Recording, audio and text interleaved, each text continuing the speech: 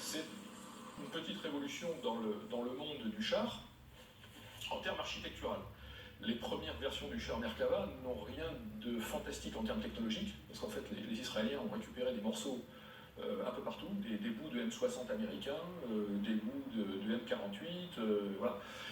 Mais ils les ont redessinés et réimplantés dans une architecture originale qu'ils ont appelée l'architecture à haute protection, qui en particulier met le groupe motopropulseur à l'avant du char.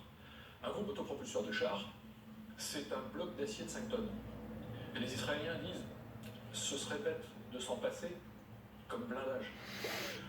Qu'un projectile détruise le moteur, ma foi, tant pis. L'essentiel, c'est que l'équipage soit sauf.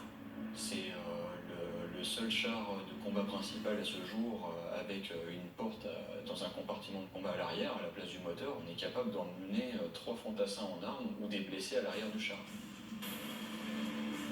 Le Merkava 1 accomplit son baptême du feu en 1982 lors de la première guerre du Liban. Il répond aux attentes spécifiques de la guerre sur les terrains d'engagement du Proche-Orient, combats entre blindés, affrontements en zone urbaine et sur des champs de bataille restreints. Armé d'un canon de 105 mm, le Merkava possède une silhouette basse et effilée. Le moteur, développant 908 chevaux pour une vitesse sur route de 46 km/h, est placé à l'avant, contrairement aux autres chars de sa génération.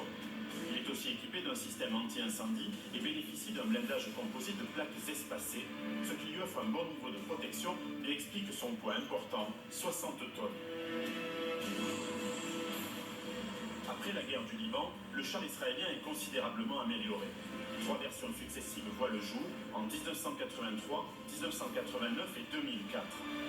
Muni d'un canon de 120 mm et équipé d'un moteur développant 1500 chevaux, la dernière version du Merkava possède un blindage composite constitué de couches de différents matériaux comme le métal, le plastique ou la céramique, et surtout d'un système de protection active. Ces modernisations correspondent à la modification de physionomie des champs de bataille ces dernières décennies.